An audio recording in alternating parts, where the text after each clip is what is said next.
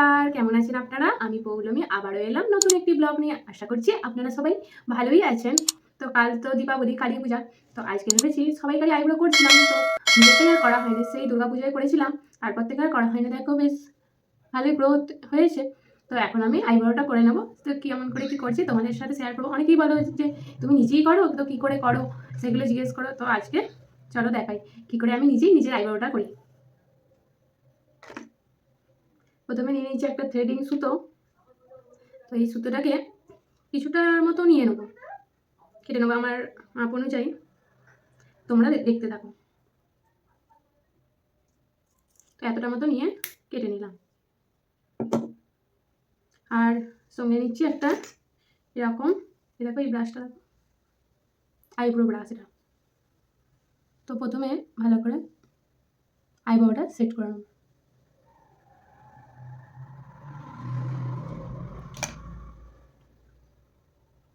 এরপর এই যে এই সুতোটা নিয়েছি দেখছো, এটাকে এখানটা একটা ইট দিয়ে নেব।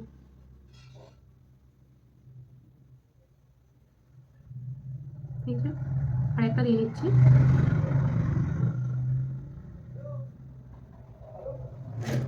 দিয়ে এক্সট্রাটা কেটে নেব।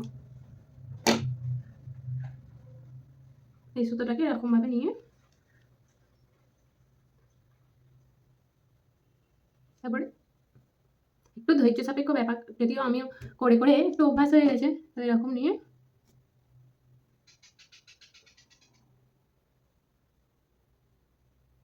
এই যে এখানে দেখো আমার হেয়ার গ্রোথগুলো রয়েছে, তুলে নেব।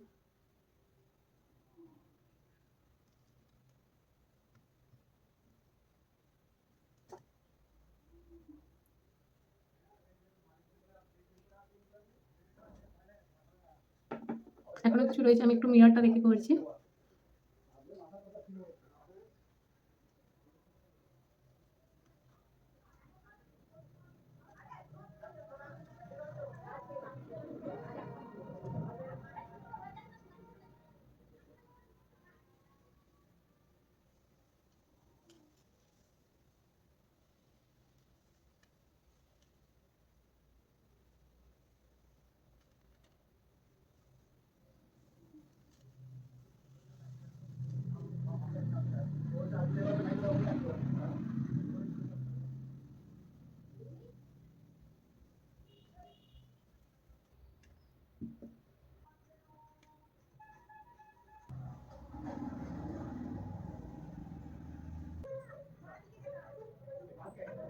এবারে লাগিয়ে নেবো অ্যালোভেরা জেল। অ্যালোভেরা জেল এখন না লাগালেও হতো, কারণ আমি এখন একটা স্কিন কেয়ার করবো হোমমেড দিই, কিন্তু তাও লাগিয়ে নিচ্ছি। তো বেশ ঠান্ডা হয় ব্যাপারটা, আর জ্বালাটাও অনেকটা কমে। এটা লাগানোর পর জ্বালা থাকে না বললেই প্রায় চলে। আর এখানে দেখো একটা ওই সে পুজোর আগে বিউটি স্পট একটা কেমন মনে হয়ে গেছে। আজকে শ্যাম্পুও করবো। তো আমি এখন একটা ফেস প্যাক বানিয়ে লাগাবো। তো কী কী দিয়ে ফেস প্যাকটা বানাচ্ছি তোমরা দেখতে থাকো, তোমাদের সাথে শেয়ার করবো। আমার এই আইব্রো থেকে কেউ যেন ফার্স্টে ট্রাই করতে যাও না, একটু হাতটা সেট করে নিও কোথাও করে, তারপরেই করো, না এলে নিচের আইব্রোর উপরে একটা রিস্ক থেকে যাবে। আমার করতে করতে অভ্যাস হয়ে গেছে, খুব বেশিক্ষণ টাইমও লাগে না। এখানে নিয়েছি বেসন, টক দই, একটু মধু আর একটু রোজ ওয়াটার দেবো। এবার এটাকে মিক্স করে একটি ক্রিমি টেক্সচার বানাবো। দেখো মিক্স করে ঠিক এই রকম হয়েছে। তো এখানে একটা ফেস প্যাক বানিয়ে নিয়েছি, এর সাথে এবার একটু রোজ ওয়াটার অ্যাড করে দাও।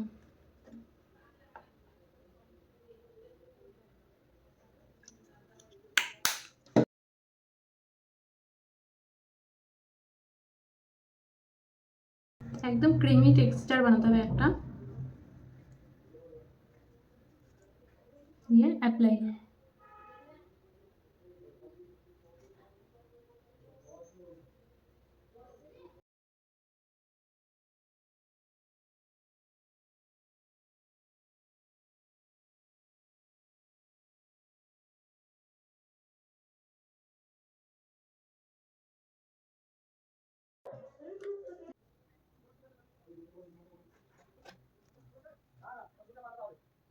চামচটা শুকিয়ে এসেছে, আর কিছুক্ষণ ওয়েট করে তারপর ওয়াশ করে আসছি।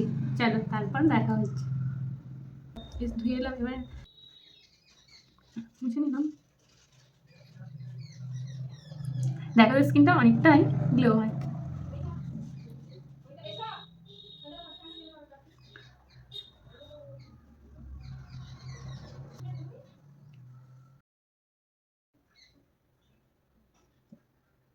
আবার দেখা হচ্ছে মিক্স পার্টি। এখানে মা দিয়েছিল জলজিরের শরবত, বেশ ঠান্ডা ঠান্ডা। খেয়ে নিয়ে বেরিয়ে পড়েছিলাম আমরা বাজারে। আসলে কালকেই তো কালী পূজা, তো তার জন্য লাইট প্রদীপ দিয়ে ঘর সাজাতে হবে, তো তাই আমরা এখন লাইট প্রদীপ এসবই কিনতে যাচ্ছি।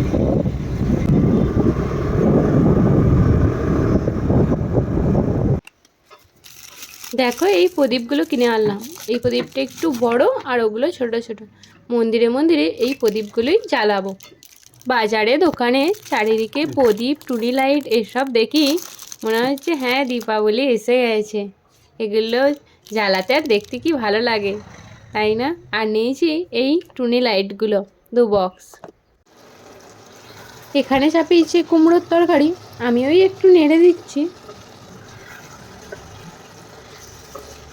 মা এখানে গেটে বললো কি হয়েছে দেখতে, তো তার জন্য ডাকছিল। তো দেখি চলো কি হয়েছে, কারণ বলছে দিদি দেখ দেখ।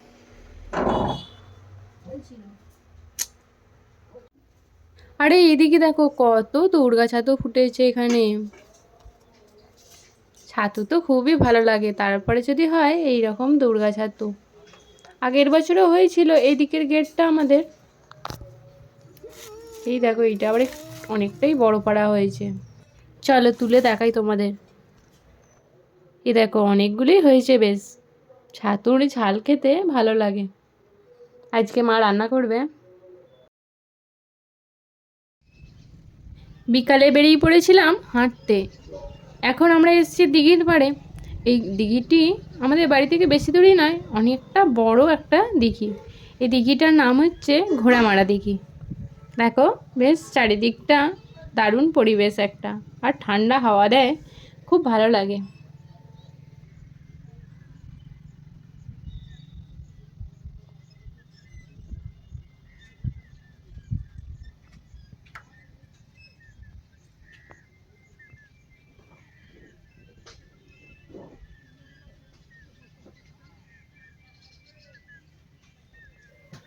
বাড়ি এসে এই লাইটগুলো জ্বেলে দিয়েছিলাম, দেখো তো কেমন সুন্দর লাগছে।